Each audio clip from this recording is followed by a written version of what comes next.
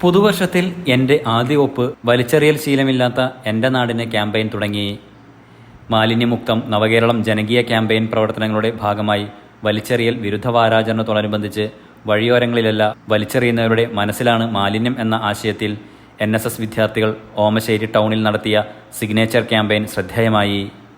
Al Irshad arts and science women's college national service scheme യൂണിറ്റിന്റെ നേതൃത്വത്തിൽ ജില്ലാ ശുചിത്വ മിഷൻ, ഓമശ്ശേരി ഗ്രാമപഞ്ചായത്ത് എന്നിവയുടെ സഹകരണത്തോടെയാണ് ക്യാമ്പയിൻ സംഘടിപ്പിച്ചത്. പുതുവർഷത്തിലെ എൻ്റെ ആദ്യ ഒപ്പ് വലിച്ചെറിയൽ ശീലമില്ലാത്ത എൻ്റെ നാടിന് എന്ന പ്രഖ്യാപനത്തിലായിരുന്നു ഓരോരുത്തരും വെളുത്ത ക്യാൻവാസിൽ ഒപ്പുവെച്ചത്. ഓമശ്ശേരി ഗ്രാമപഞ്ചായത്ത് വൈസ് പ്രസിഡന്റ് ഫാത്തിമ അബു പരിപാടി ഉദ്ഘാടനം ചെയ്തു.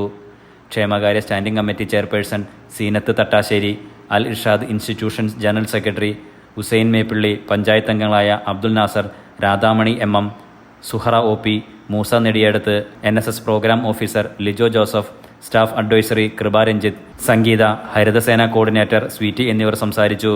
ഫാത്തിമ സന, ദേവിക N, ഫാത്തിമ ഹിബ, ഫാത്തിമ അനു എന്നിവർ നേതൃത്വം നൽകി. Enlight news Mukkam.